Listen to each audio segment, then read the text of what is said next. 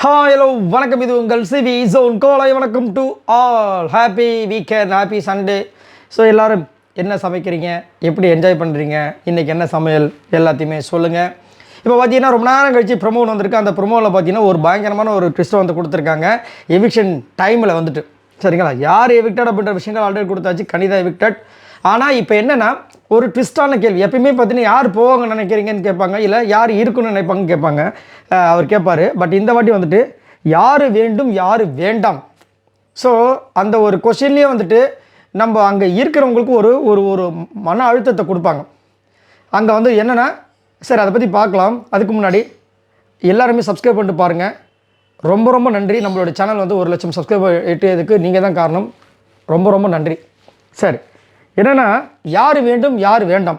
இப்போ யார் வேண்டும் அப்படின்னு கேட்கும்போது அங்கே இருக்கிறவங்க எல்லாம் வந்துட்டு ஒருத்தங்களை வந்துட்டு கண்டிப்பாக வேண்டும் சொல்லுவாங்க, ஒருத்தங்களை வேண்டாம் சொல்லுவாங்க. இப்போ வேண்டாம் சொன்னவங்க மட்டும் சப்போஸ் அந்த வீட்டில் இருந்துட்டாங்கன்னா அவங்களுக்குள்ள ஒரு பெரிய ப்ரெஷர் வரும். நம்மளை எப்படி சொல்லிட்டாங்களே, அதுவும் அவங்களோட மைண்டை நம்ம ரீட் பண்ணுறதுக்கு ஒரு சான்ஸு. இத்தனை நாளாக வந்து நம்மக்கிட்ட நட்பாக பழகிட்டு கடைசி நேரத்தில் நம்ம வேண்டாம் அப்படின்னு சொல்லும்போது அவங்களுக்குள்ள ஒரு அண்டர்ஸ்டாண்டிங் வரதுக்கு உண்டான ஒரு விஷயம் தான் அது. இப்போ வந்துட்டு விஜய் சேதுபதி அவர்கள் லாஸ்ட்டாக வந்து ஹாட் சைட்டில் வந்து கனி அண்ட் சாண்ட்ரா உட்கார வச்சு யார் வேண்டும் யார் வேண்டாம் அப்படின்ற மாதிரி கேட்குறாங்க. அப்போ முன்னாடி Subiksha saved, Sabari saved, Vikram saved, சமல. ஸோ கனிக்கு வந்து உண்மையிலேயே பார்த்தீங்கன்னா நல்ல ஒரு ஓட்டு இருந்துச்சு, சாண்ட்ராக்கும் ஓட்டு இருந்துச்சு. ஆனால் 2 பேரும் தான் வந்து ஹாட் சைட்டில் உட்கார வச்சுருக்காங்க. அது எதுக்காகனா சாண்ட்ராக்கு அங்கே ஒரு கேமை அனலைசைஸ் பண்ணுறதுக்காக ஒரு சான்ஸை கொடுக்குறாங்களோ அப்படின்னு தோணுச்சு. ஏன்னா நேற்று பார்த்தீங்கன்னா அந்த கிச்சன் இஷ்யூவில் வந்துட்டு அமித்தை கேள்வி கேட்டு அமித் வந்து பதில் சொல்லி மன்னிப்பு கேட்டு இந்த மாதிரி விஷயங்கள் நடக்குது விஜய் சேதுபதி அவர்கள். ஆனால் ஏன் சாண்ட்ராவை கேள்வி கேட்கல? கடைசியில் வந்து சாண்ட்ராவுக்கு வந்துட்டு இவர் அமித் வெளியே போகும்போது மிஸ்யூ சாண்ட்ரா அப்படின்ட்டு போகிறாரு. ஸோ சாண்ட்ராக்கு அவர் மறைமுகமாக சப்போர்ட் கொடுக்குற விஷயங்களை நீங்கள் பார்க்கலாம். சாண்ட்ரா முகம் ஹாப்பியாக தான் இருந்துச்சு. அந்த கிச்சன் டீம் வந்துட்டு இஷ்யூ ஆன உடனே ஏன் வந்து அந்த கிச்சன் க்ளீனாக இல்லைன்னு சொல்லும்போது எல்லாரோட மூஞ்சி ஒரு மாதிரி பயமாகவே இருந்துச்சு. ஆனால் சாண்ட்ரா மூஞ்சி பயமே இல்லை, ஜாலியாக இருந்தாங்க. சரி, இப்போ என்னென்னா எல்லாருமே யார் வேண்டும் யார் வேண்டாம் கேட்கும்போது திவ்யா, சுபிக்ஷா, அரோரா, வினோத், கமருதீன், விக்ரம், சபரி எல்லாருமே வந்து கனி வேண்டும் சாண்ட்ரா வேண்டாம். விஜய் பார்வதி என்ன சொன்னாங்க காமிக்கல. ஏன்னா விஜய் பார்வதி கண்டிப்பாக சொல்லியிருப்பாங்க சாண்ட்ரா வேண்டும் கனி வேண்டாம். அதுதான் விஜய் பார்வதி அனாலிசிஸ். ஆனால் அதை காமிக்கவே இல்லை.